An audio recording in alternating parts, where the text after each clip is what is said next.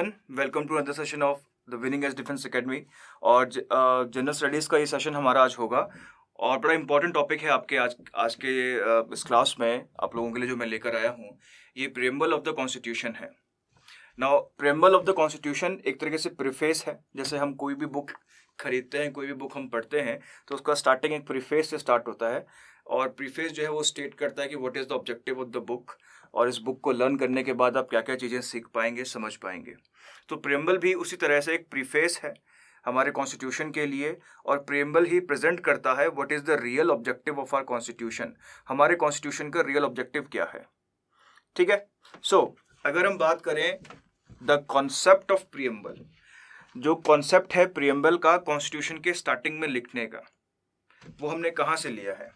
तो प्रियम्बल का जो कॉन्सेप्ट है, the concept of preamble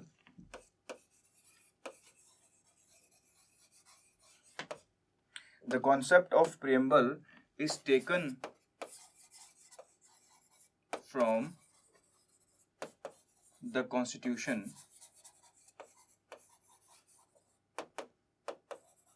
of US. So the concept of preamble कि हर एक कॉन्स्टिट्यूशन के जो बुक आपका होगा जिसमें आपका कॉन्स्टिट्यूशन लिखा जाएगा उसके स्टार्टिंग में एक प्रेम्बल आपका होगा। ये जो कॉन्सेप्ट है, the concept of preamble is taken from the constitution of United states. United states के जो कॉन्स्टिट्यूशन है उसके भी स्टार्टिंग में प्रीफेस के तौर पर आपको एक प्रेम्बल लिखा है उन लोगों ने और वहीं से हमने ये कॉन्सेप्ट जो है प्रेम्बल का ड्राइव किया है, ठीक है। Now the language of this preamble, the language of the preamble of our constitution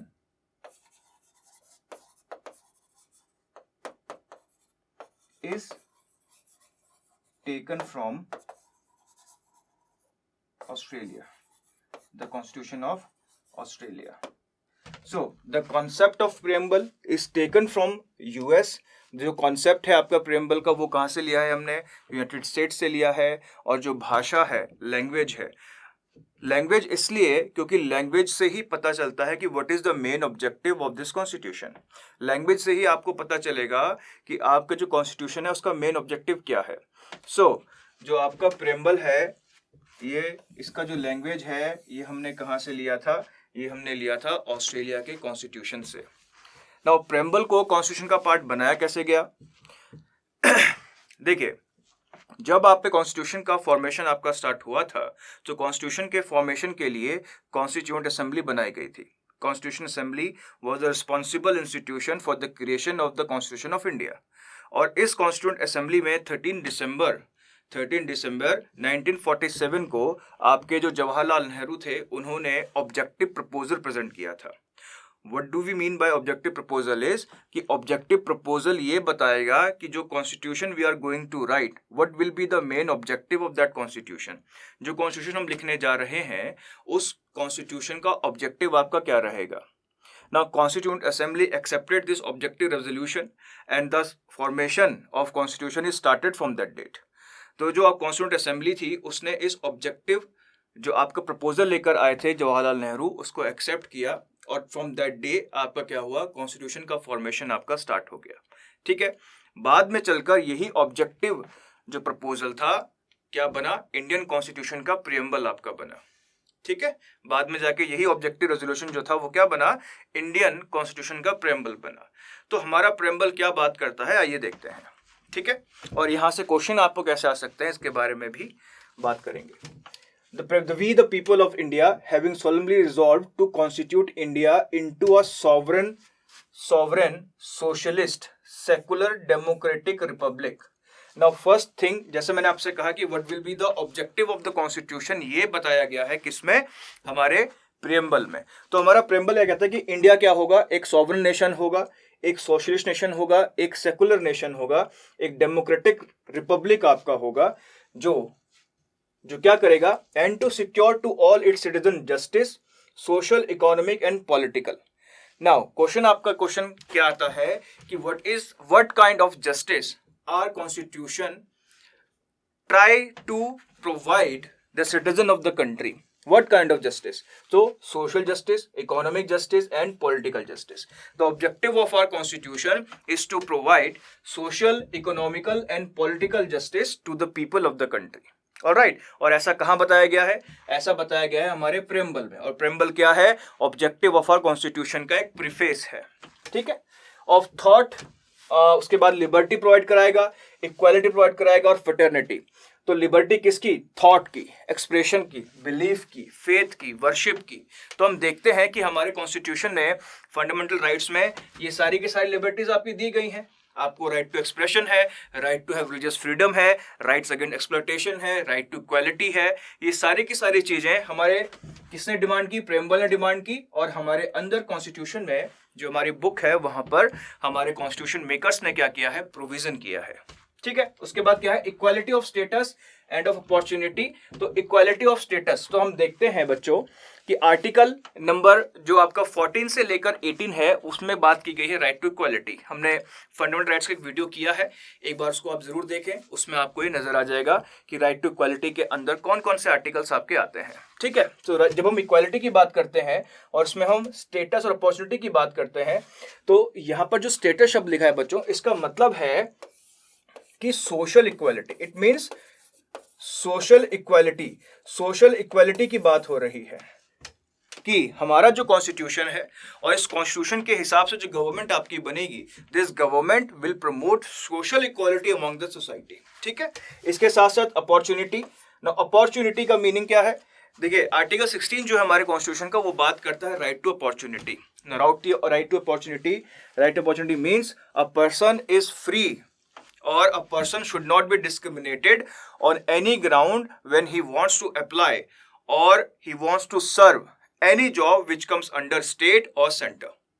यानी कि आर्टिकल 16 हमारा ये कहता है कि कोई भी ऐसा इंसान, उसको किसी भी ग्राउंड पे उसके साथ डिस्क्रिमिनेशन नहीं किया जाएगा जब वो कोई भी गवर्नमेंट का फॉर्म फिल करता है या कोई भी गवर्नमेंट जॉब को सर्व करने की आपका सोचता है, तो उसके साथ कोई भी डिस्क्रिमिनेशन नहीं होगा, ठीक है। उसके बाद है फ्रेटर्निटी, भाईचारा को हमने बढ़ाना है। Assuring the dignity of the individual and the unity and integrity of the nation in our constitute assembly this 26 day of November 1949।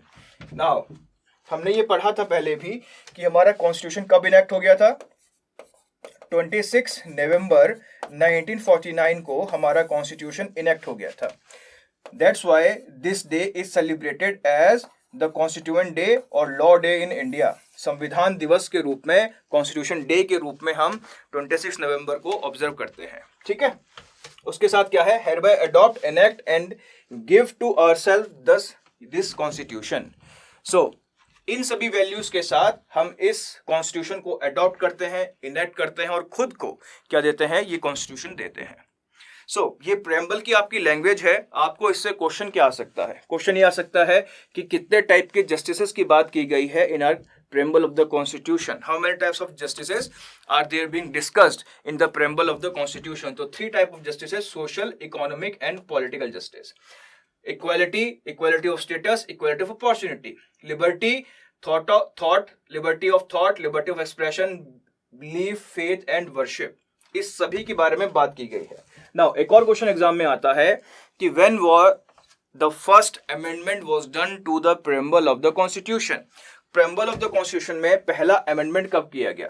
ठीक है, so preamble has been amended, preamble has been amended, preamble has been amended only once so far in 1976 by 42nd Amendment Act। So preamble has been amended only once so far in 1976 by 42nd Amendment Act, and by this amendment 3 new words were added to our preamble। By the amendment of 1976, which is 46th constitutional amendment of our constitution, 3 new words were added to our preamble, and these words were first word is socialist, second word is secular, and third word is integrity। All right, जब हमने पहली बार अपने preamble को amend आपका किया था, तो amendment के टाइम पर हमने 3 नए वर्ड्स को आपका जोड़ा था। 3 नए वर्ड्स को हमने अमेंडमेंट के तौर पर आपका जोड़ा था। The first word is socialist, second word is secular, third word is integrity of the nation, and these 3 words were added by 42nd Constitutional Amendment Act, which was done in 1976. This is the only amendment which have been done to the preamble of the Constitution. Alright, so ये था आपका preamble of the Constitution. उम्मीद करते हैं आपको समझ में आया होगा। जो क्वेश्चन आपने क्लोजली फॉलो करना है वो करना है ये वाला, कि कॉन्स्टिट्यूशन को कब अमेंड किया गया, कौन से ईयर में अमेंड आपका किया गया है। उम्मीद करते हैं आपको समझ में आया होगा। आज के लिए इतना ही, मिलते हैं नेक्स्ट लेक्चर में।